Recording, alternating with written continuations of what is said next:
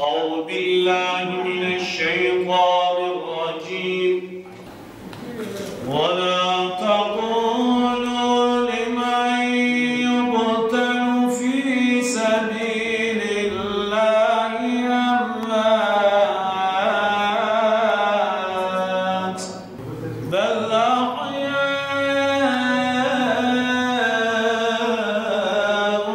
ولكن لا تشعرون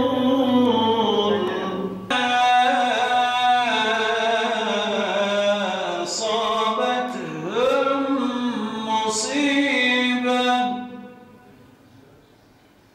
قالوا إنا لله وإنا إليه راجعون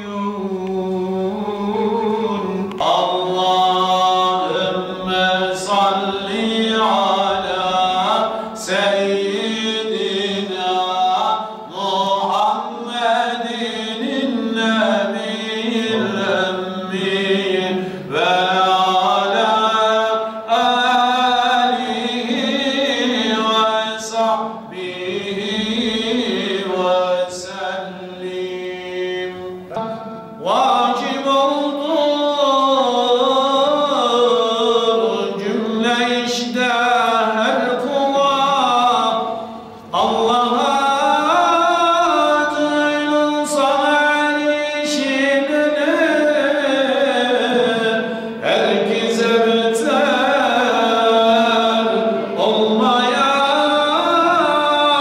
olmayan sonu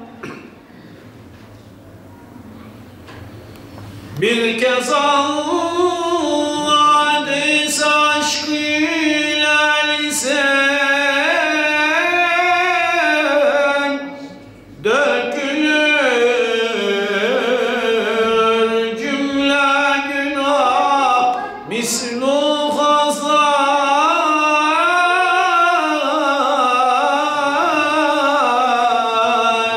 Engelli kardeşlerimiz Cenab-ı Allah'ın bizlere birer emanetidir ve Cenab-ı Allah'ın da ayrı bir önem atfettiği kardeşlerimizdir. Kur'an-ı Kerim'de Cenab-ı Allah engelli kardeşlerimizle özellikle amalarla ilgili müstakil bir sure indirmiş ve orada yeryüzünün, dünyanın tanıyıp tanıyacağı en güzel, en kaliteli, en değerli insan Peygamber Efendimiz Aleyhissalatu Vesselam'ı uyarmıştır. Peygamber Efendimiz Mekke'nin müşriklerin ileri gelenlerine İslam'ı anlatırken o arada Peygamberimizin Bilal-i Habeşi'den sonraki müezzini olan Abdullah İbni Ümmü Mektum içeri girer. Allah Resulüne bir şeyler sormaya çalışırken tabi Peygamberimiz o arada müşriklerin ileri gelenlerine İslam'ı tebliğ ettiği için biraz rahatsız oldu. Efendim yüzünü ekşitti. Cenab-ı Allah bunun üzerine abese ve tevella en câehul âmâ diye başlayan Abese suresinin ilk ayetlerini indirdi.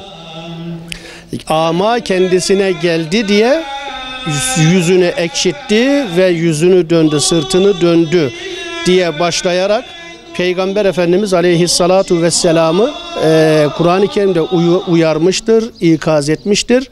Hatta o ayeti celilede devamında suratını astı, yüzünü çevirdi. Çünkü ona gözü görmeyen biri gelmişti. Sen nereden bileceksin? Belki o arınacaktı. Yahut o öğüt alacak da öğüt kendisine fayda verecekti. Sen ise kendisini her şeye yeterli görenle ilgileniyorsun.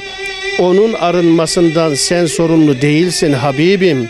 ama gönlünde Allah korkusu taşıyarak koşup sana gelenle ilgilenmiyorsun buyurmak suretiyle Peygamber Efendimiz'i aleyhissalatu vesselam'ı bu ilk ayeti celilelerde uyarmıştır. Onun için toplum olarak, fert olarak engelli kardeşlerimize karşı son derece hassas olmalıyız. Onları incitecek söz, tavır ve hareketlerden şiddetle kaçınmalıyız.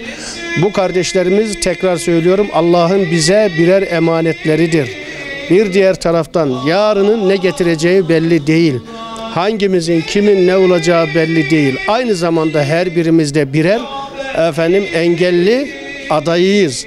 Bu şuurla, bu ruhla, bu düşünce yapısıyla bu kardeşlerimize karşı son derece naif, şefkatli, merhametli ve hizmetkar olmamızı Cenab-ı Allah bizlerden talep ediyor.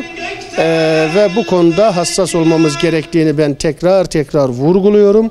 Ve bu haftamızın başta engelli kardeşlerimiz olmak üzere ilimiz, ülkemiz için hayırlara vesile olmasını Cenab-ı Allah'tan diliyorum. Sizlere de şükranlarımı sunuyorum.